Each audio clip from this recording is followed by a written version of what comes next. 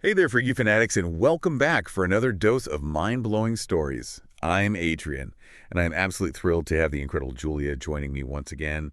Julia, you're always up for exploring the weird and wonderful, so I know you're going to love what we have in store today. Hey everyone, it's great to be back. I'm always excited to see what strange and unusual tales we'll uncover. Well, get ready to buckle up because today's stories are off the charts. First up, we're taking you to a town called Havenwood, a seemingly idyllic place with a seriously freaky secret. Then we'll journey to a kingdom where a grumpy ancient brooch decides to play a hilarious game of cosmic justice. But before we jump in, let me remind you to rate and follow the show so you never miss out on our weekly dose of freaky fun. Now, let's jump right in, shall we? Let's do it. Our first story starts with two regular guys, Mike and Josh, grabbing some late-night burritos. You know, it's a typical Tuesday night. But their burrito run takes a very unexpected turn when they stumble upon a fight. And not just any fight, we're talking fangs. Fur. Yeah. A whole lot of supernatural mayhem. Imagine their surprise when they find themselves witnessing a full-blown vampire versus werewolf showdown right there in a dingy alleyway. Talk about ruining your appetite. Right. I mean, who expects to see that while you're out getting extra guacamole? They try to make a run for it, naturally, because who wouldn't? But the problem is they're the only ones who saw this otherworldly brawl. And that makes them a liability in the eyes of some very mysterious figures. The next day, they're visited by these agents, Smith and Jones. These guys are serious. All business, no smiles. They basically tell Mike and Josh they saw nothing. And if they know what's good for them, they'll keep it that way. Yeah, nothing to see here. Routine rarely works. Yeah. Especially when you've just witnessed a mythical creature smackdown. So naturally, 2 weeks later, Mike and Josh find themselves blindfolded, bundled into a van, and whisked away to parts unknown. Destination Havenwood at first glance seems like your typical charming small town. But the thing is, Havenwood is anything but normal. I mean, sure, there are quaint houses, friendly neighbors, and a lovely town square. But then you see a guy casually carrying a squeaking coffin, a woman sprouts wings in the grocery store checkout line, and a zombie is calmly doing their taxes. It's like someone took all the creatures from your wildest dreams and dropped them into a suburban sitcom. It's the kind of place where your neighbor might offer you a glass of sunlight-filtered blood. And the local book club is all about discussing the latest prophecy regarding the Goblin Uprising. What I find really interesting is how Mike and Josh react to all this. They're both thrown into this extraordinary situation, but they cope in very different ways. You've got Josh, the resident D&D enthusiast, who's suddenly in his element. He finds himself surrounded by actual elves, griffins, and all sorts of magical beings. For him, it's like stepping into a fantasy world he always dreamed of. It makes you wonder, what hidden aspects of our own reality do we just take for granted? What if there's more to our world than meets the eye, just waiting to be discovered? That's such a great point, Julia. It really makes you think about the limits of our own perception. Then there's Mike, who's not exactly thrilled about this sudden shift in his reality. He just wants his normal life back, the one where burritos and Netflix were his biggest concerns. I think a lot of us can relate to Mike's initial resistance to change. It's understandable to feel overwhelmed when your world gets turned upside down. But here's where things take an even darker turn. Havenwood, for all its quirky charm, is not immune to crime. In fact, a string of murders starts plaguing the town. And it's clear these are no ordinary homicides. A shapeshifter is found dead. A pixie is poisoned. A troll ends up with a suspicious bite mark. It's a real head-scratcher. And our agents, Smith and Jones, are no help at all. Apparently, paranormal on paranormal crime isn't exactly in their job description. So who's left to solve these bizarre murders?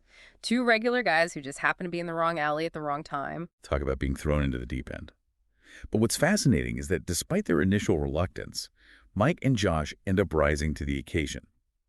It's almost as if this crazy situation forces them to tap into hidden strengths they never knew they had.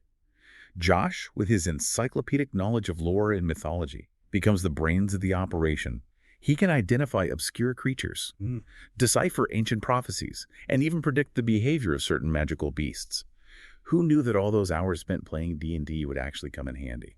It's a great example of how our passions, even those that seem frivolous, can actually equip us with valuable skills and knowledge. And then there's Mike, who surprisingly turns out to be a master of persuasion. He's got this knack for getting people to open up, especially the gossipy gnomes of Havenwood, who seem to know everything that's going on. They're an unlikely duo, but they complement each other perfectly. Their investigation takes them deep into the underbelly of Havenwood, A world of ancient rivalries, suspicious potions, and whispers of a creature so powerful it was banished centuries ago. It's like a classic whodunit, but with a supernatural twist. The clues lead them to an abandoned mansion on the outskirts of town, a place shrouded in rumors and local legends. And that's where they come face to face with a figure lurking in the shadows. Fangs glint in the moonlight. A menacing silhouette looms over them. It's the legendary vampire they'd heard whispers about. Talk about a heart-stopping moment. Mike, in a moment of pure panic, does what any of us would probably do. He dials 911, but his plea for help. The apocalypse might be starting in Havenwood. You have to give him points for honesty, right? Right. I mean, wouldn't you be freaking out, I would too? say. But here's the twist. The vampire lunges at them, ready to attack. But Josh, thinking, quickly throws open a curtain, bathing the room in sunlight. Now, everyone knows vampires are supposed to burst into flames in the sunlight, right? But this one doesn't. In fact, it smiles. That's when they realize something is very, very wrong. As the creature steps into the light, it doesn't burn, it transforms. Fur sprouts, claws extend, and a terrifying roar shakes the mansion to its foundations. It's not a vampire at all. It's a werewolf. A master of disguise with an identity crisis and a thirst for power. The legendary vampire is exposed as a fraud. A power-hungry werewolf who wanted to sow chaos and seize control of Havenwood. Talk about a plot twist. But the question is, how do you defeat a creature that can change its form at will? That's where Mike's D&D dice come into play. In a moment of pure adrenaline-fueled ingenuity, Mike chucks his trusty dice at the werewolf. And what do you know? He rolls a natural 20. It's the kind of luck that makes you wonder if fate has a sense of humor. The dice ricochet off a statue, triggering a hidden mechanism, and a giant cage slams down, trapping the beast. It's like something straight out of one of Josh's D&D campaigns, but with much higher stakes. The werewolf is apprehended, Havenwood is saved, and our unlikely heroes are suddenly the toast of the town. Everyone wants to shake their hands, pat them on the back, and thank them for their bravery. Josh is basking in the gratitude, soaking up the attention, while Mike is just relieved to have survived the whole ordeal. And guess who comes crawling back? All smiles and congratulations. Agents Smith and Jones, of course. They're now eager to offer Mike and Josh cushy jobs in the newly formed Paranormal Relations Division. It seems our guys are officially stuck in witness protection, but hey, at least they have a purpose now in this crazy, not-so-normal town they're starting to call home. It just goes to show that sometimes the most unexpected situations can lead to the most incredible adventures. Absolutely. But for now, let's take a breather from the supernatural chaos of Havenwood and journey to a kingdom where tradition and hilarity collide in the most unexpected way. Get ready for our next story, Bad Vibes Brooch, where a sacred relic decides it's time for a little cosmic justice. And trust me, the results are absolutely side-splitting. This story is a personal favorite of mine, and I think you'll see why. Imagine a kingdom obsessed with tradition, where a sacred brooch is paraded out once a year in a grand ceremony. This brooch is supposed to bless the land with protection and good fortune. Seems pretty straightforward, right? Until it backfires spectacularly. Instead of glowing with benevolent energy, the brooch sputters. Emits an awful smell of burnt toast, and all hell breaks loose. The royal banquet descends into a chaotic food fight. The king's prized stallions suddenly break into a synchronized tap dancing routine, and a flock of ravens decide to redecorate the visiting dignitaries. It's like the universe decided to play a giant, hilarious prank on the entire kingdom. It makes you wonder, what would it be like if our most cherished rituals and traditions suddenly went haywire? Would we embrace the chaos? Or would we cling even tighter to the familiar? That's something to think about, isn't it? Absolutely. It challenges our assumptions about order and control. But back in the kingdom, amidst all this chaos, there's one guy who's about to get a lot more attention than he bargained for. His name is Rusty, and he's the stable hand.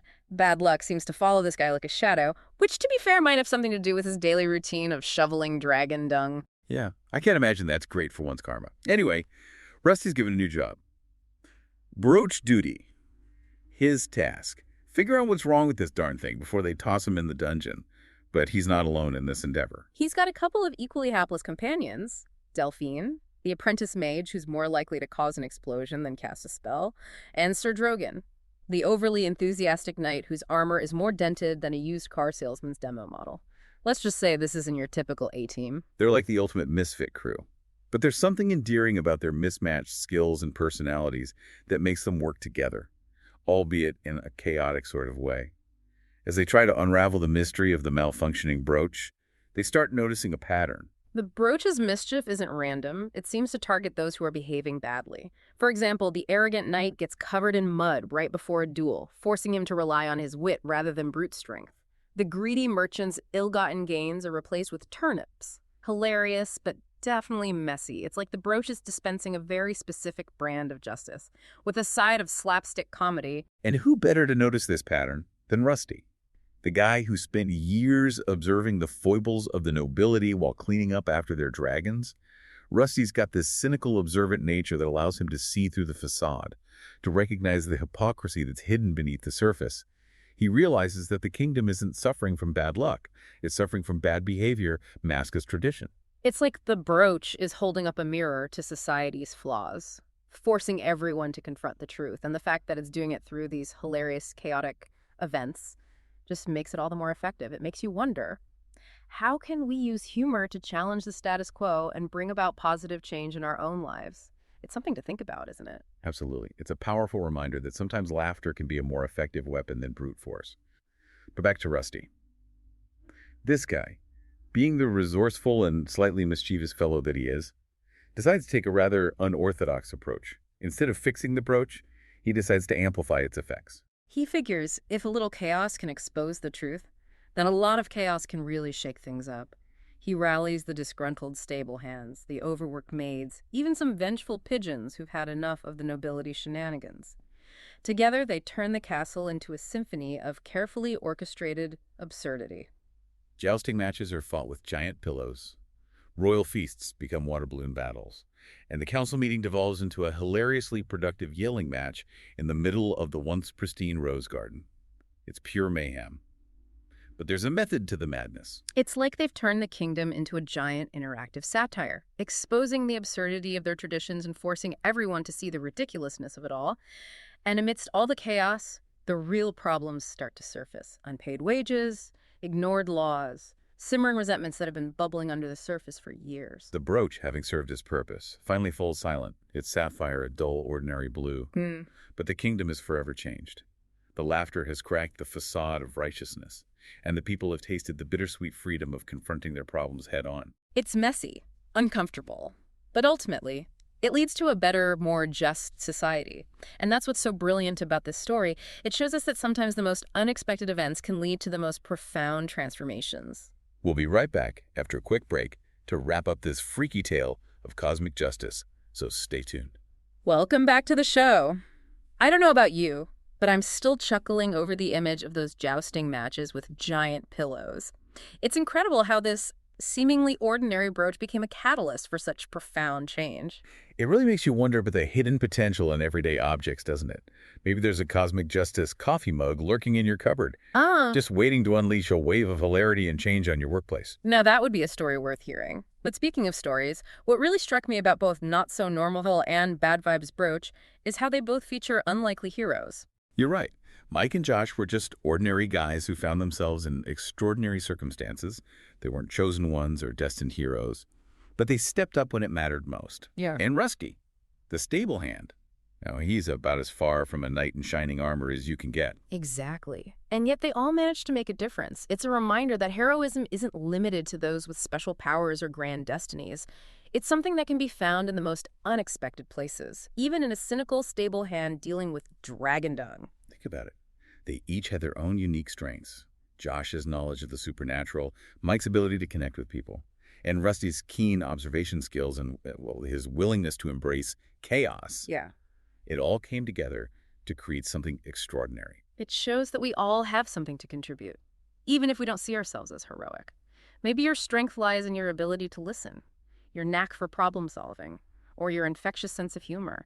You never know when those seemingly ordinary qualities might become invaluable in a situation that calls for extraordinary action. Absolutely. These stories challenge us to look beyond the surface and recognize the potential within ourselves and others. They remind us that we don't have to wait for a grand adventure to find our inner hero. Sometimes the most heroic act is simply showing up, being present, and using our unique strengths to make a positive impact on the world around us. And it's not always about grand gestures either. Small acts of kindness, moments of courage, and the willingness to stand up for what's right can be just as heroic, if not more so. It's about recognizing that we all have the power to create positive change. even in the most unexpected ways. It's inspiring, isn't it? These stories remind us that we are all capable of extraordinary things, even if those things involve giant pillows, mischievous brooches, or a good old-fashioned zombie tax audit. Speaking of inspiring, what I find particularly fascinating about the Bad Vibes brooch is how it uses humor as a tool for social change. It's not about preaching or moralizing, it's about exposing the absurdity of injustice through laughter. Right. It's like the brooch is saying, hey, look at how ridiculous this is. Let's laugh at it, break it down, and create something better. And it works. The laughter disarms people, makes them question their assumptions, and opens them up to new possibilities. It reminds me of real-world examples of satire being used to challenge authority and expose hypocrisy. Think about political cartoons, satirical news programs, or even stand-up comedians who use humor to tackle difficult social issues. Exactly. Humor has this amazing ability to cut through the noise, bypass our defenses, and connect with us on a deeper level. It can make us think critically about things we might otherwise take for granted. And sometimes a good laugh is all it takes to spark a conversation, challenge a belief, or inspire a movement. It makes you wonder, how can you use humor to address an issue that bothers you? Maybe it's writing a funny song about a local problem, creating a satirical meme that highlights an injustice, or simply using your wit to point out the absurdity of a situation. You know, it's funny, we started this episode talking about freaky stories, tales of supernatural encounters and mischievous objects. But what we've really been talking about is human potential, the power of laughter, and the extraordinary things that can happen when ordinary people choose to embrace their own unique strengths and make a difference. It's a reminder that the most incredible stories are often the ones we create ourselves, right here, right now, in our own lives. So as we wrap up our freaky adventure today, I want to leave you with this question. What's your story going to be? What seemingly ordinary things in your life might hold hidden potential? And how can you use your unique gifts and talents, even your sense of humor, to create positive change in the world? We'd love to hear your thoughts, so feel free to share your stories with us. And of course, don't forget to rate and follow the show for more tales of the strange, the unusual, and the downright inspiring. Until next time, freaky fanatics, keep exploring, keep laughing, and remember, the extraordinary is closer than you think. Welcome back to the Freaky Stories podcast. It's amazing how these stories highlight the power of everyday actions. You know, like those little things we do that we might not think much of, but they can actually have a huge impact. Right. It's like that ripple effect. You throw a pebble in the water, and the wave keeps spreading outward. Exactly. So even small acts of kindness or courage, they can create a chain reaction of positivity. Absolutely. And it's not just about individual actions. It's also about the power of community. Like in the Bad Vibes brooch story, they really showed how people can come together to create something amazing. And how humor can be a powerful tool for change. Right. It's not always about being serious or preachy. Sometimes a little laughter can go a long way. It can break down barriers, bring people together, and open their minds to new possibilities. So as we wrap up this episode of the Freaky Stories podcast, I want to leave you with this thought. Don't underestimate the power of your own actions. No matter how small they may seem, you have the ability to make a difference in the world. So keep exploring, keep questioning, and most importantly, keep believing in yourself. And keep listening to the Freaky Stories podcast for more inspiring tales. Until next time, Freaky Fanatics, stay freaky.